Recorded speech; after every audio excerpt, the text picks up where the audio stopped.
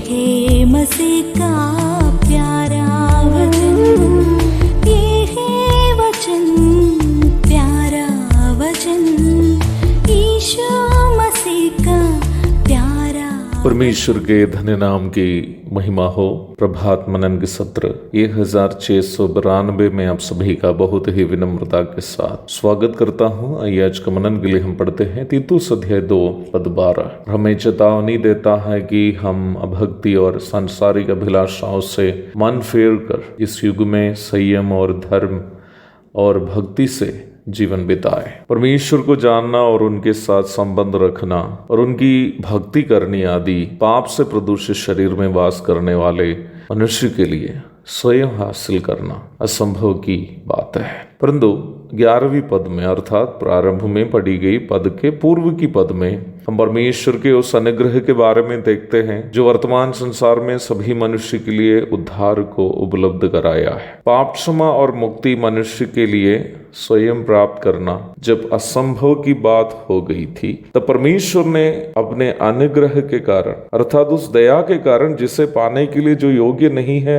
उसे भी दी जाती है, अपने पुत्र यीशु मसीह को जगत में भेजकर मनुष्य के बदले उन्हें प्रायश्चित बलि कर दिया। आज यीशु मसीह की प्रायश्चित मृत्यु और उनके पुनरुत्थान को अपने खातिर हुई मृत्यु और पुनरुत्थान के रूप में विश्वास करके यीशु मसीह को अपने एकमात्र प्रभु के रूप में जुबान से अंगीकार करने वाला कोई भी मनुष्य को परमेश्वर के अनुग्रह के कारण उद्धार, मुक्ति और परमेश्वर के साथ मेल मिलाप मुफ्त में हासिल कर सकते हैं। इस प्रकार उद्धार प्राप्त किए हुए लोग उनको मिले हुए अनुग्रह से प्रभावित होकर करने की तीसरी बात के बारे में हम प्रारंभ में पढ़ी गई पद में देखते हैं, जो है भक्ति के साथ जीवन बिताना, उर्दू में दीनदारी के साथ जिंदगी गुजारना। भक्ति के बारे में अथवा दीनदारी के बारे में हम पूर्व में भी मनन किए हुए हैं। सार्वजनिक रूप में बोलूं तो भक्ति किसी वस्तु या व्यक्ति के प्रति किए जाने वाले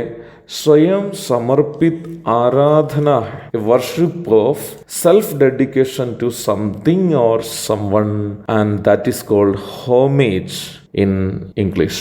परंतु हिंदी बाइबल में इस्तेमाल किया गया भक्ति और उर्दू बाइबल के दीनदारी आदि शब्द के लिए अंग्रेजी बाइबल में इस्तेमाल किया गया शब्द होमेज नहीं है बल्कि गॉडलीनेस है। गॉडलीनेस इस शब्द के अर्थ खुदा के प्रति हमारा आत्मसमर्पण से प्रभावित आराधना को दर्शाता है। A worship influenced by our self-dedication to God is called godliness according to the Bible.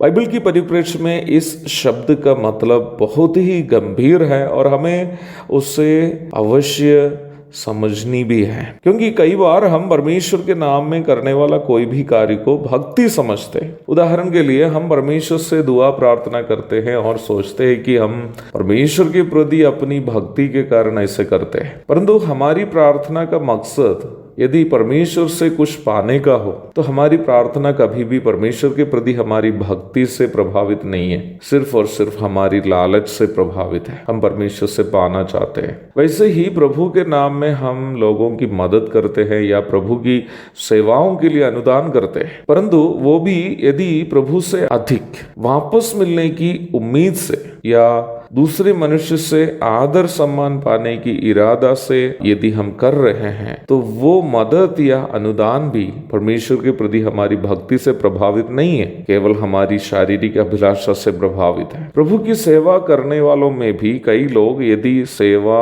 करने से उनको मिलने वाली आर्थिक तथा अन्य फायदाओं के कारण सेवा करता हो तो वो सेवा भी परमेश्वर के प्रति हमारी भक्ति से प्रभावित नहीं है, बल्कि हम प्रभु की सेवा को अपनी कमाई के लिए, फायदा के लिए शोषण करने वाले हैं। अगर ऐसी बात है तो परमेश्वर के प्रति हमारी वास्तविक भक्ति, सही भक्ति क्या है जो परमेश्वर के अनुग्रह से प्रभावित है? प्रभु दया करे। परमेश्वर के अनुग्रह से प्रभावित उस सही भक्ति के विषय में हम कल के मनन में चर्चा करेंगे। तब तक के लिए आपसे विदा हो जाता हूँ। प्रभु आप सबको आशीष दे। आमीन। मारानाथ।